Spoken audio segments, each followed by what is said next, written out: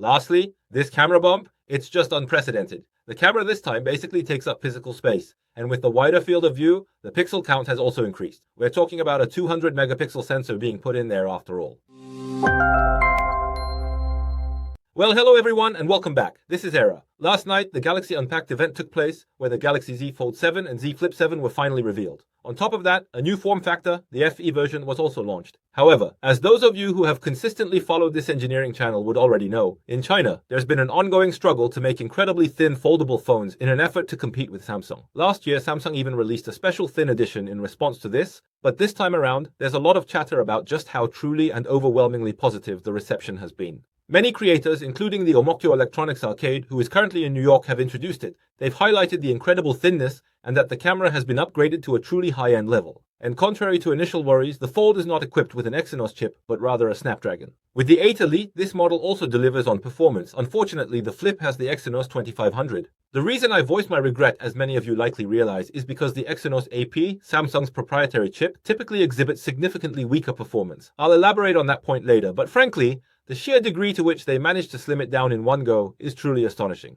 Compared to a traditional bar-type smartphone, it truly serves as one, and when unfolded, it offers the expansive display of a foldable device. This makes it an incredibly advantageous smartphone, and it has indeed been a significant success this time around. So, since many have already thoroughly introduced these strengths, I'd like to delve into the aspects that still feel somewhat disappointing. I want to technically analyze why these parts might not have succeeded, and what challenges they faced in integrating them. Considering these points, it will be quite interesting to observe how this new Fold and Flip series will fare in terms of market success. Shall we take a look? Let's start with China. Many smartphones, including foldable models, have become incredibly slim due to the ongoing thickness war. However, most of us hardly use Chinese smartphones, do we? The only time I've ever seen one in person was when I visited Paris. I've never actually had the opportunity to use one myself. In China, with the support of their domestic market, I haven't personally experienced such things. So, when Samsung unveiled this, I was genuinely surprised, thinking, wow, it can be this thin. It's only now that I'm amazed. However, smartphones of this exact thickness were quite prevalent last year. Nevertheless, China still grapples with durability and security issues, which are frequently debated. In this scenario, Samsung, as the undeniable frontrunner in the foldable market, they released a gold series that's incredibly thin all at once, which is truly fascinating. The thickness is reportedly 8.9 millimeters, a significant reduction from the previous 10 millimeters or more. However, the Flip model didn't experience such a dramatic decrease in its thickness. However, the truly encouraging aspect is that this Fold series is actually lighter than my Galaxy S25 Ultra, which I recently purchased. And to provide a much broader experience with it, there must have been a lot of technical improvements. However,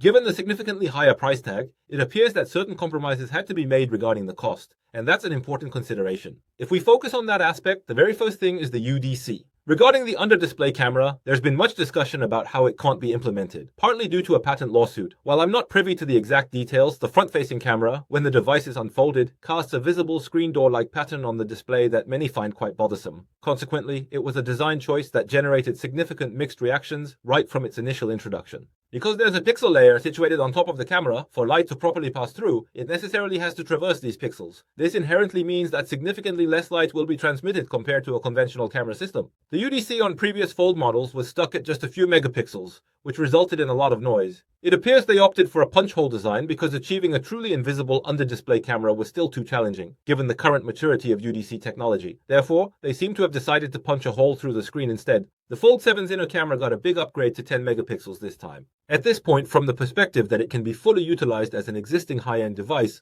for creators who film reels and dance videos, the front-facing camera is still quite important. From that point of view, I think they might have repositioned it in this new way. Basically, with UDC, the pixel shapes on devices like the Xiaomi Mi Mix or those from Oppo are very different. In China, the goal for UDC in displays is to make it nearly imperceptible, and indeed it's quite hard to notice. However, this doesn't imply that Samsung's technology is lacking. That's not the case at all. There is in fact a fundamental trade-off involved here. The less visible it is on the display, the more the camera performance drops and the more noise you get. But the more it shows, the better the camera performance can be. Samsung has consistently released Galaxy series phones that prioritize the camera. Therefore, creating a significant spec difference is difficult because the high-end foldable form factor is already premium. I think there might have been a decision that carrying on with UDC was a bit too much of a burden. The UDC itself, if you look at the component prices, is probably quite expensive, isn't it? The manufacturing process is more complex, and the yield is lower than a regular display module, so the production cost has to be higher, and even for a premium product line, if you keep adding features, the price just continues to climb, so they might want to now remove that. There might have been such a request, and that's a part we can speculate on. It's truly a strategic judgment call. Next, for the second point, they finally eliminated the S Pen. Of course, within this foldable series, the S Pen's presence was primarily as an optional accessory rather than being an integrated component. However, simply possessing an S Pen doesn't automatically mean you can utilize it on just any device, does it? If you take an S Pen to a Galaxy S25 Ultra, can you draw with it? No, you can't.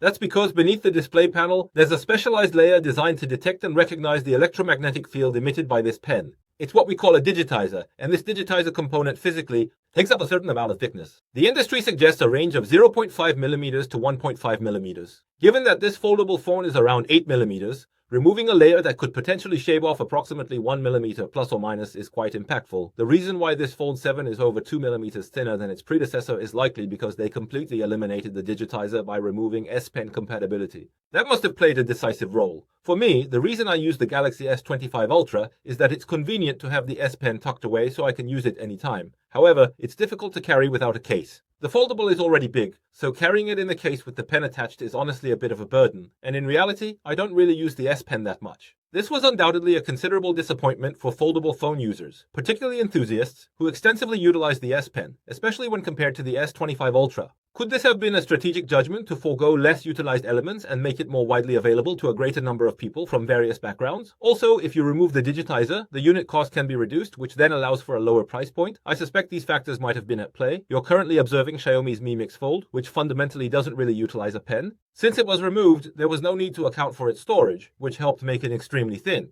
They designed it from the start without a digitizer, so they could focus on making it thinner. That's the kind of tech I'm talking about. And my third point of disappointment is that the Fold was actually equipped with the Snapdragon 8 Elite. While the Fold received the most high-end AP, the Flip 7, surprisingly, was equipped with Samsung's own in-house Exynos 2500 chipset. This can be viewed as a design A. P. It appears that Samsung's foundries are currently not operating at maximum capacity, and since they've already designed the Exynos but are unable to fully utilize it, they likely aim to deplete some of that existing inventory. From a broader perspective, doing so would allow them to maintain production activity. Naturally, the volume of Flip units produced might not be substantial realistically, perhaps only around 1 to 2 million units at most. Is that right? The foldable market isn't that big to begin with, so even if they equipped it with this, they couldn't put in many. Anyway, by mass producing this, the foundry gets a chance to increase its yield, and by continuing to use Exynos, they can probably get it cheaper. Because Qualcomm is expensive. It would be great to use Qualcomm for everything, but then the unit cost goes up, and at that price, it's not easy to gain leverage from that. At any rate, by integrating the Exynos 2500, it seems they were aiming to position it such that potential buyers of the Flip model would anticipate something more in terms of design aesthetics rather than raw performance. In fact, the GPU capabilities of the Exynos 2500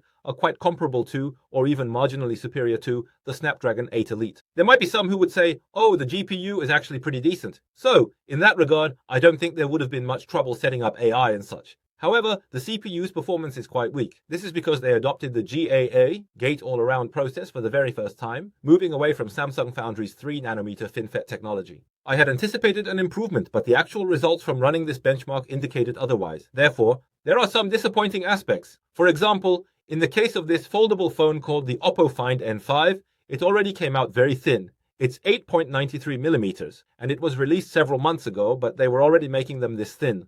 The weight, too. Of course, the Galaxy Fold is a bit lighter now, but they had already achieved this level back then. There's a lot of talk like that. They're rolling them out now, but what kind of hardware did they actually integrate into these new devices? In the case of the Fold, it was indeed fitted with the Snapdragon 8 Elite. And regarding the Find N3 Flip, you can clearly see it's equipped with the MediaTek 9200, can't you? So, for flip models like these, there's often a tendency to incorporate a somewhat more affordable model. But the reason it's a shame to leave out the Exynos 2400 is that the benchmark scores just don't come out right. Based on Geekbench 6, the Snapdragon 8 Elite, it received an incredibly high score, as you can see. The single-core performance is virtually unmatched, and the multi-core score even exceeds a perfect rating. Even the iPhone 16 Pro has scores of 3,300 and 8,150. What you're viewing on the right are the results directly tested by BIT from the Omokyo electronics market. It scores 2,100 points. Currently, it's not even among the top 5 or 6, but rather performing at the level of 7th or 8th place. That's its current standing in terms of single-core performance. However, if it were to achieve a score of 7440, it would be positioned around the 3rd spot. Such significant discrepancies are truly disappointing.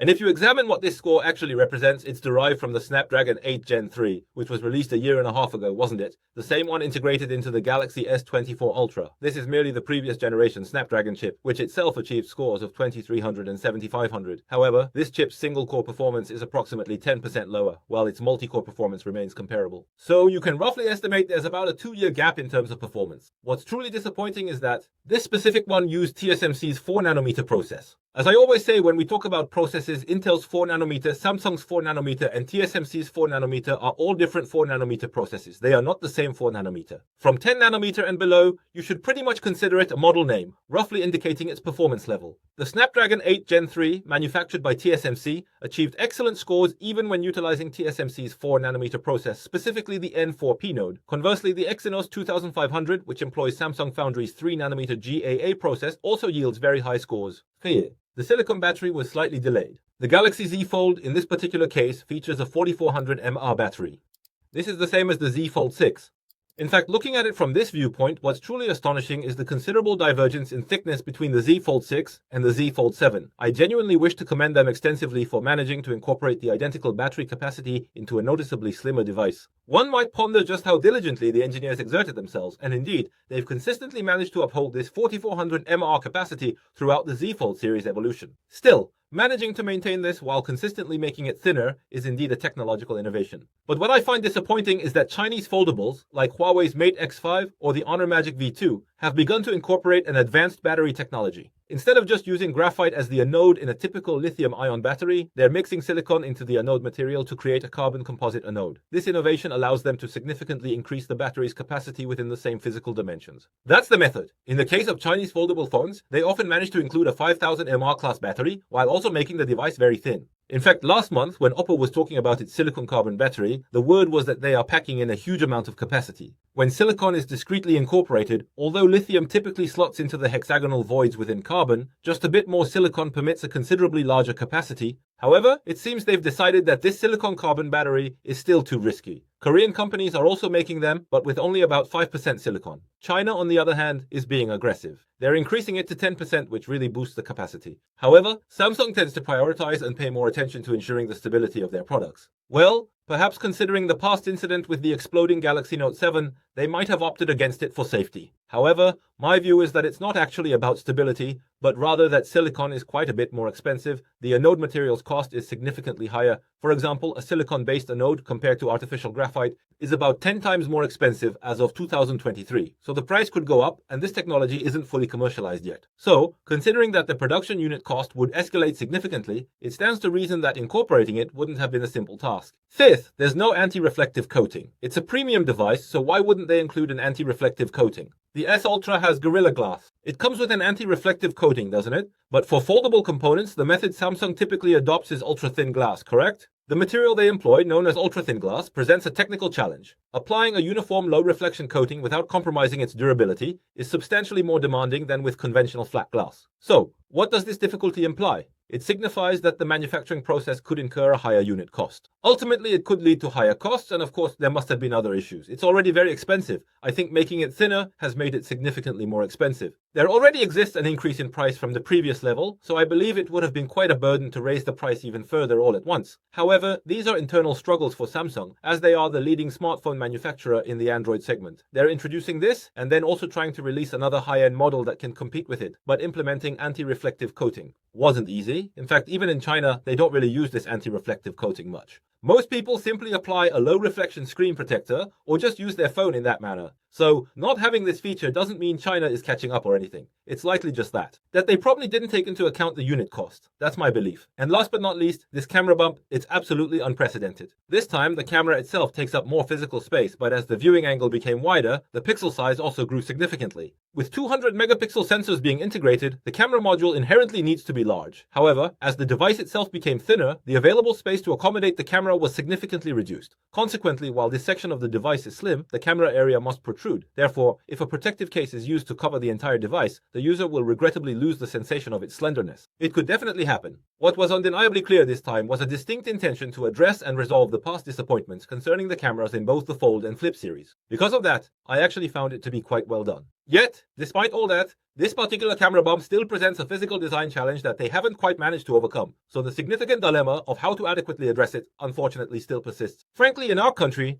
there's no other company that receives as much public support as Samsung, yet also faces so much criticism. It is also the company with the largest market capitalization, employing a great many people. It also represents our country, doesn't it? Hynix is doing well these days too. But from a product perspective, when new models come out like this every time, there's often a sense of disappointment that they're a bit less than expected. This time, however, people seem to have high expectations. There are many aspects of these phones that have received criticism, and since so many people have already done excellent product reviews focusing on the positive aspects, I wanted to delve into the disappointing elements and understand the underlying reasons for that dissatisfaction. That's why I decided to film this video. We're consistently uploading brief video clips on our Andegong1 Instagram page and distributing concise news updates. We'd greatly appreciate it if you could show us your support and give them a look. This has been Era.